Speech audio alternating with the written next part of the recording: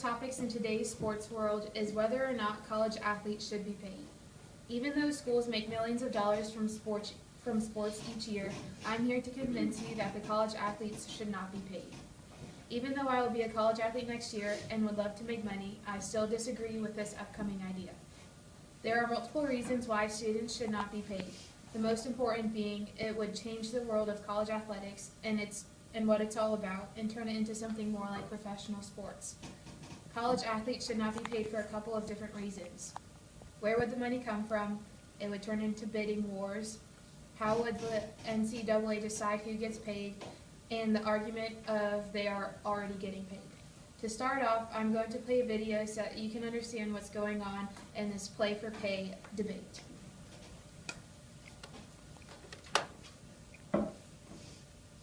Because a cut rate price could mean cut rate protection. Get great protection and a great price, plus an agent. Get a quote now and see how much you can save. The football team at the Northwestern University, they want to unionize. Seth, I think that's a way of getting college athletes to get paid. It's kind of a roundabout way of paying college athletes. So my question to you is, should they be paid?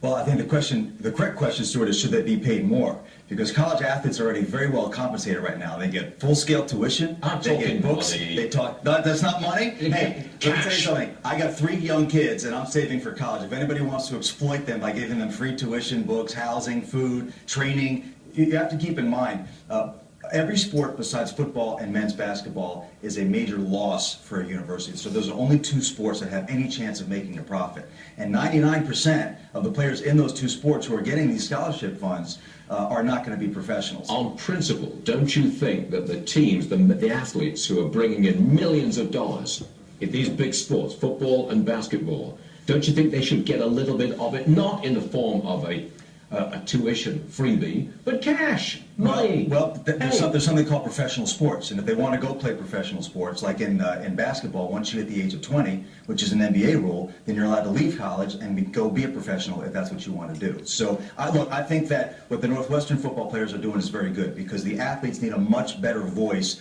in this whole process, because they are getting the short end of the stick in a lot of things. But you wouldn't pay them.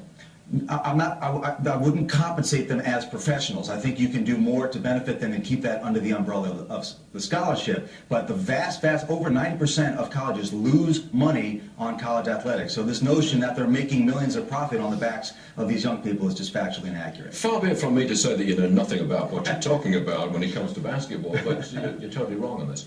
The big names in college basketball, they've not been doing so well recently. I'm thinking of Syracuse. Didn't they? Okay.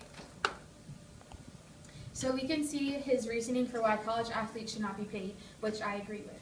The first reason they should not be paid is schools do not have the money to pay the athletes. Even though these athletes bring in money for the school, the majority of the money goes to scholarships, renovations, paying faculty, and even the food in the cafeteria.